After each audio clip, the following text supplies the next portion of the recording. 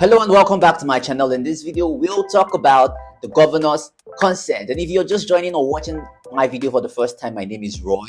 I'm that realtor that makes real estate transactions easy for you. I take away the headaches of real estate transactions for you. Let's dive right in. The governor's consent. So after you have acquired a piece of land or property, it's important that you take the document that you got from the property and register it with the appropriate land registries in the state that you operate from.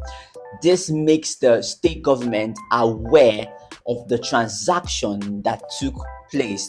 It's not very safe for you to assume that a deed of assignment is enough. It's important that you register the deed of assignment that you got. You're letting the government know that, hey, this transaction has taken place, letting the government aware of that, and by so doing letting the governor aware of that, and he also consents to the transaction that took place.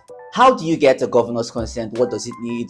What do you really need to do to get a governor's consent? All you have to do is submit an application to the State Land Department or Bureau of Lands in the state that you are in and attach the required documents that you need. They're going to let you know the documents you need to attach in cases and the CFO, if the land has a CFO of the original owner, tax clearance certificate, duly executed deed of assignment, you see, an application letter, identification document by the buyer or seller, evidence of payment.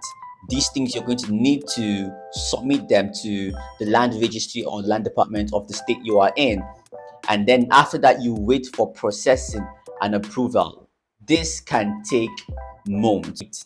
There's no stipulated time to which it will take for the governor's consent to be out, but it is lodged, and then when it's ready, you'll be made known. Basically, that is what it entails, the governor's consent. And I also want to let you know, as I always do in my videos, common mistakes to avoid.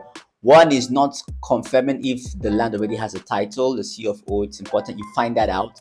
Of course, this is what you must have found out before you got the deed of assignment, right? Then thinking or relying on the deed of assignment, feeling that it's all you need to get. Most people like to end their land transaction processes after they just get the deed of assignment. It's going to cost you, but it's important that you perfect your title, perfect your documentation. Not using unregistered documents is a common mistake people like to do, and oftentimes I'd say if you can afford, or if another mistake is wanting to do it all by yourself. If you can afford it, I advise you should involve a registered surveyor or a licensed lawyer, a licensed property lawyer, so that it will be looked at and you wouldn't be making mistakes. And of course, which is also very important, never ever skip your due diligence. It is important that you always verify land records with the land registry. Yeah, that's pretty much about it on the governor's consent in this one. I think this is the shortest I've made so far in the land title series. But before I bring this video to an end, what happens if you don't get a governor's consent? Your land is technically still invalid under the law. You need to completely register that, because if any dispute comes up with you and the government, you may likely lose it in a legal dispute. So it's important that you try as much as you can to get a governor's consent over that piece of property that you have gotten.